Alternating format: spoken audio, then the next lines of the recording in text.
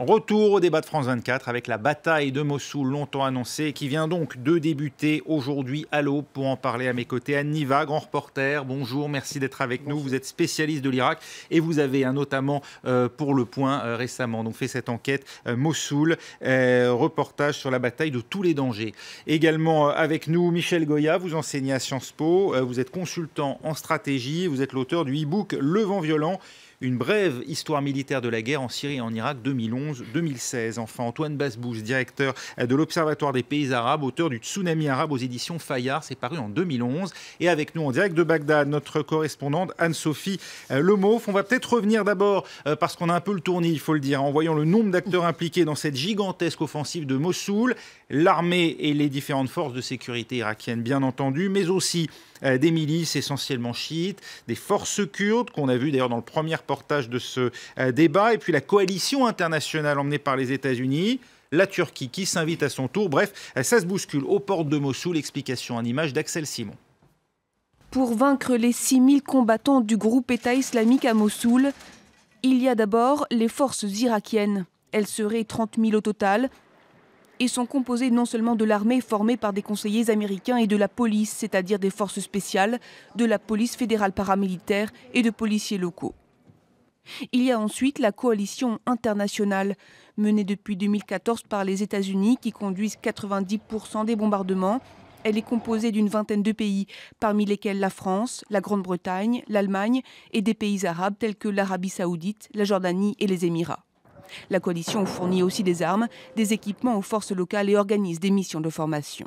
À leur côté aussi de nombreux combattants issus de milices populaires. Regroupées principalement sous l'appellation Hashd al-Shabi, elles regroupent une myriade de groupements qui répondent du Premier ministre irakien. Les forces d'élite du contre-terrorisme ont été à la pointe de la majeure partie des batailles engagées contre l'organisation de l'État islamique. Constamment sollicitées, elles ont payé un lourd tribut.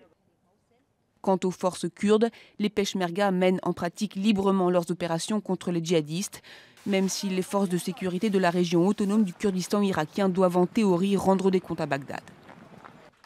Les forces iraniennes fournissent, elles, conseils et assistance financière de milices sur le terrain.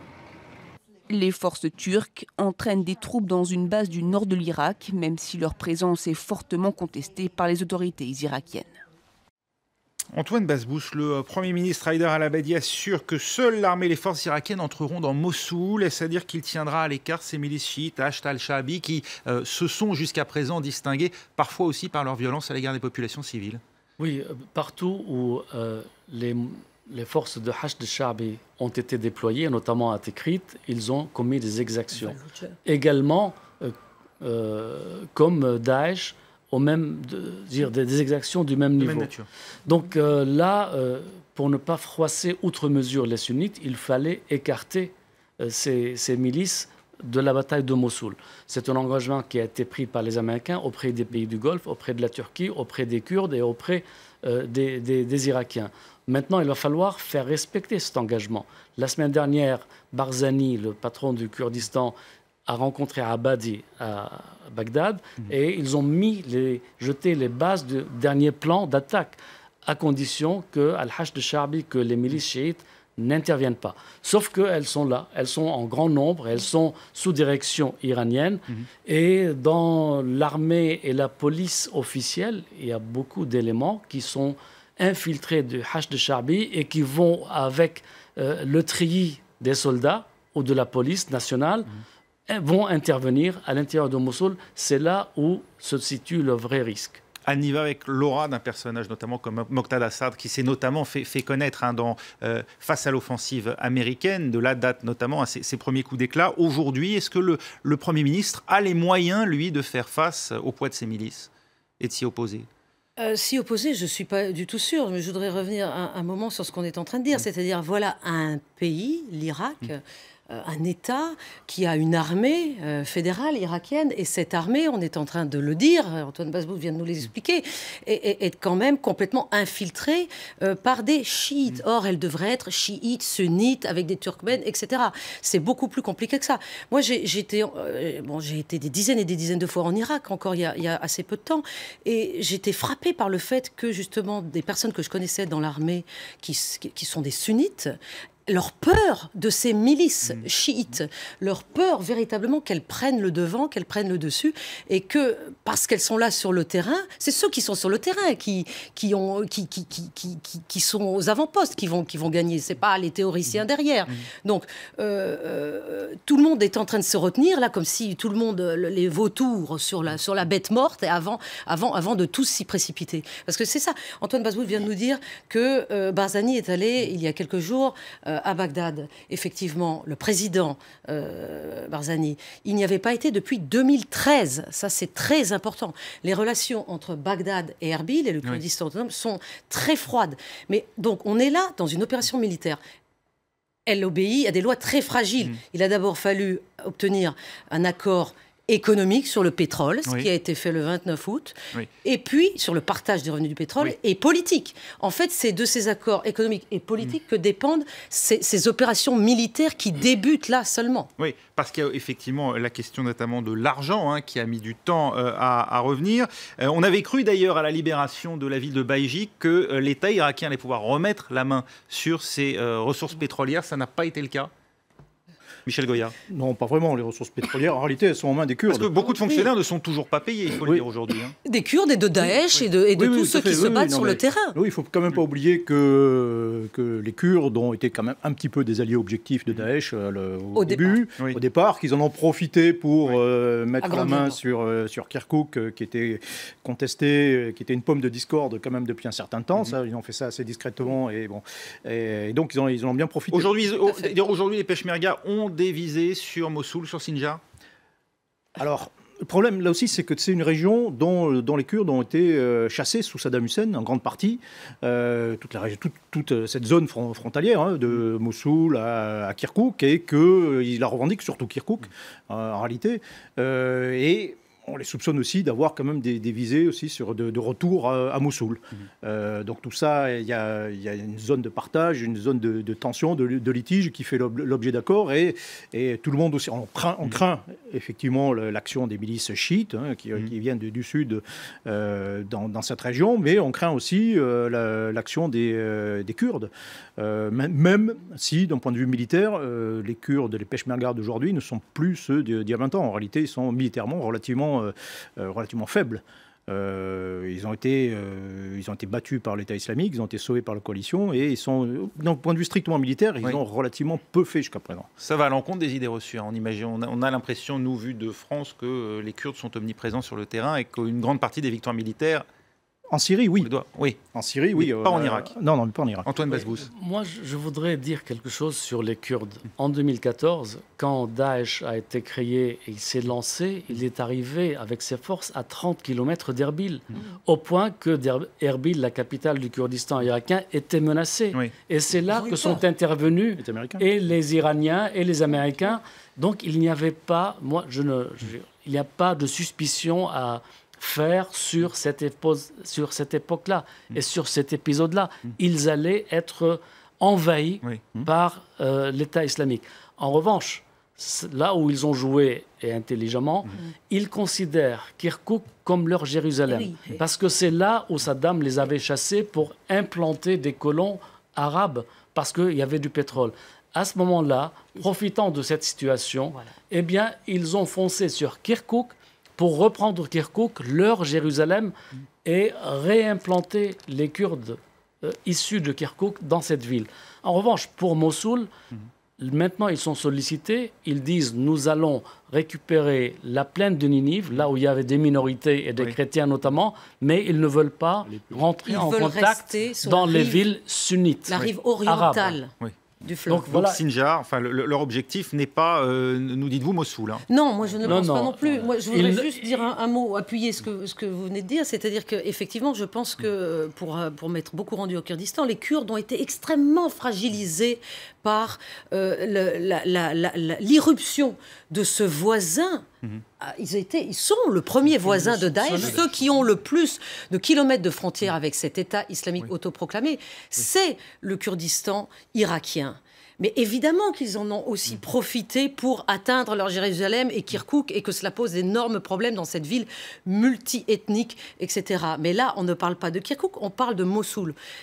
Et qu'ils disent jusqu'à présent qu'ils ne veulent pas entrer dans Mossoul, pour les raisons que vous venez de dire, mais également parce qu'ils n'ont pas envie de cette bataille de Mossoul. Mais personne n'en a envie.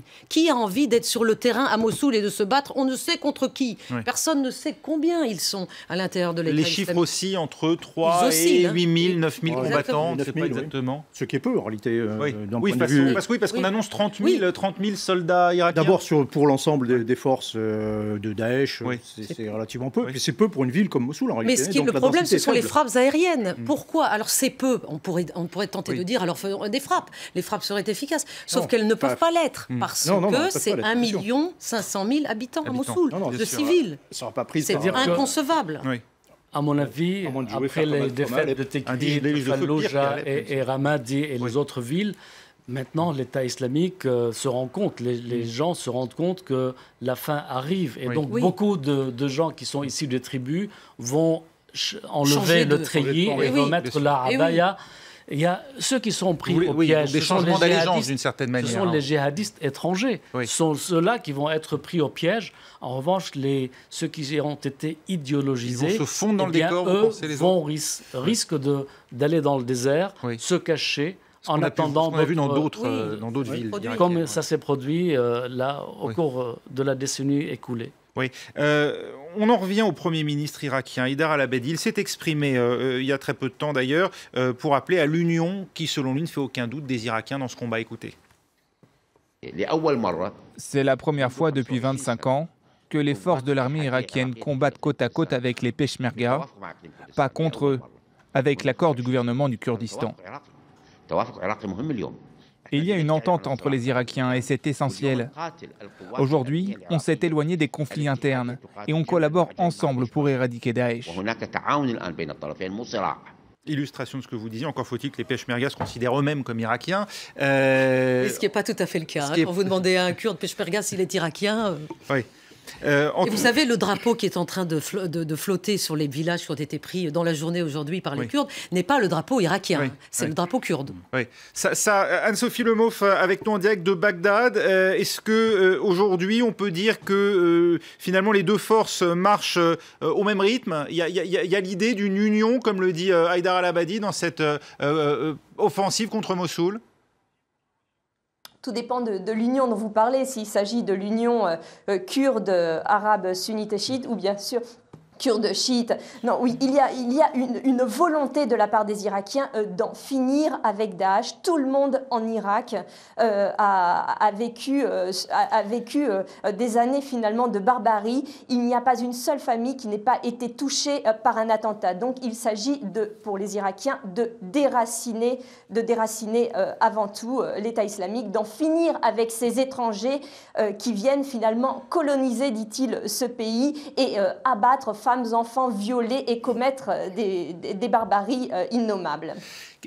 Quel est ce Premier ministre aujourd'hui qui se présente à nous? On sait qu'il est particulièrement affaibli. Il y a eu des manifestations à plusieurs reprises récemment à Bagdad. On le sait, la population reproche l'absence de réformes et il faut dire qu'il est un peu pris en otage par des parlementaires chiites qui n'ont pas du tout envie de voir le pays se réformer. Antoine Basbous. Oui, d'abord c'est un Premier ministre minoritaire parce qu'il a perdu son ministre de la Défense, son ministre de l'Intérieur et il vient de perdre son ministre des Finances. Donc il est isolé. Il n'arrive pas à réformer son gouvernement. En plus, l'Iran l'utilise comme une pièce qui est raccrochée à Washington, mais pour s'en séparer très vite après la chute de Mossoul, parce que l'Iran veut quelqu'un qui lui fait totalement allégeance. Or, Abadi, Nouria Maliki, le Maliki par exemple, il y en a d'autres aussi, mais le Maliki il n'a plus de crédit. Il n'a plus de crédit. Les Américains ne le voulaient plus. Il n'a plus de crédit, Maliki, mais il y a d'autres candidats qui rêvent de la succession. Abadi, c'est quelqu'un qui parle anglais, qui a été pendant son exil à Londres, alors que Maliki a été plutôt à Téhéran et à Damas et n'a la maîtrise d'aucune langue étrangère, sauf qu'il est extrêmement lié financièrement au Mollah à Téhéran. Michel Goya, cette coalition internationale maintenant derrière les États-Unis, qui rassemble une soixantaine de pays, dont la France d'ailleurs, une réunion aura lieu le 25 octobre entre les pays membres de cette coalition. Est-ce qu'il va se dire des choses importantes à cette occasion ? Écoutez, on peut l'espérer, mais j'en suis pas sûr, concrètement. Oui. Mais non, le vrai problème qui se pose, c'est en réalité, c'est l'après. C'est l'après-bataille de Mossoul, c'est l'après-conquête. Là, pour une fois, on n'aura peut-être pas à faire de nation building comme on l'a essayé malheureusement dans un certain nombre de pays. Il y a déjà des institutions en place en Irak. Ouf. Alors, là, vous êtes bien optimiste. non, sur le papier, oui. Oui, sur le papier. Non. Le problème, c'est le contexte. Encore une fois, d'abord, il y a un problème militaire qui est loin d'être résolu. Attendez, là, on parle comme si Mossoul était, le drapeau était planté au centre de Mossoul. On est encore loin du compte. Combien de temps, d'après vous ? Il y a 3 hypothèses. La première hypothèse, il y a un effondrement rapide. Soit Daesh ne veut pas être piégé dans cette affaire, ou soit s'effondre, soit il y a des allégeances qui s'effondrent, voire même un soulèvement, et ils passent soit en Syrie, soit dans la clandestinité, comme ils l'ont déjà fait. Première hypothèse, en réalité relativement peu probable. Deuxième hypothèse, c'est l'inverse, c'est-à-dire qu'on décide d'une guerre totale et décide de mettre en échec la coalition. Donc là, c'est pas quelques milliers d'hommes, mais c'est plus, et on va jusqu'au bout. On essaie de refaire, par exemple, la première bataille de Fallujah, où on a mis en échec les Américains. Donc c'est également relativement peu probable. En revanche, oui, le plus probable, c'est qu'on ait un scénario à la manière des batailles précédentes, à Ramadi, ou même à Tikrit, ou à Fallujah, en plus grand, en plus long. Ça va être quoi, quartier par quartier ? Oui, c'est-à-dire que là, on est pour l'instant dans un séquençage assez classique de préparation. La conquête qui peut durer des semaines, voire des mois. Ensuite, une phase où il faudra nettoyer la ville, qui sera encore pleine de mines, d'engins explosifs, de tireurs isolés, etc. Et puis ensuite, il faudra occuper les lieux et sécuriser les lieux. Et c'est peut-être là que les choses seront les plus compliquées. C'est-à-dire qui va assurer occuper les lieux et mener une politique. Et puis, bien sûr. Qui va oui, parce qu'il faut le dire, le groupe État islamique administrait la ville. Enfin, bien sûr. Il administrait d'ailleurs son territoire. Si c'est pour revenir à ce qui se passait lever les impôts, s'occuper des écoles, à sa façon, c'est-à-dire terrible, mais il y avait une gestion. Mais l'État islamique n'est pas né de rien non plus. Le gouvernement irakien peut avoir une légitimité auprès des habitants de Mossoul. Écoutez, c'était pas le cas sous Maliki. Vous avez déjà un premier test qui va certainement, c'est-à-dire qu'il y aura un gros problème humanitaire, tout simplement. Il y a des réfugiés. Il y aura des centaines à une échelle qu'on n'aura jamais connue pour l'instant en Irak. L'ONU s'alarme déjà. Oui, tout à fait. Mais là, ce sera un test aussi pour le gouvernement irakien, c'est-à-dire dans la manière dont le gouvernement va gérer ces centaines de milliers de réfugiés. Ce sera certainement un test pour le reste de la population sunnite. Et ça, c'est un vrai enjeu également, un enjeu politique. On s'y est préparé, 1,5 million d'habitants dans Mossoul, 500 000 enfants, des centaines de milliers de réfugiés. Il y a eu anticipation, puisque plusieurs camps ont été établis dans le Kurdistan irakien pour accueillir les premiers réfugiés qui quitteraient Mossoul. Et ça a été réalisé au cours de l'été. Mais ça ne sera jamais suffisant.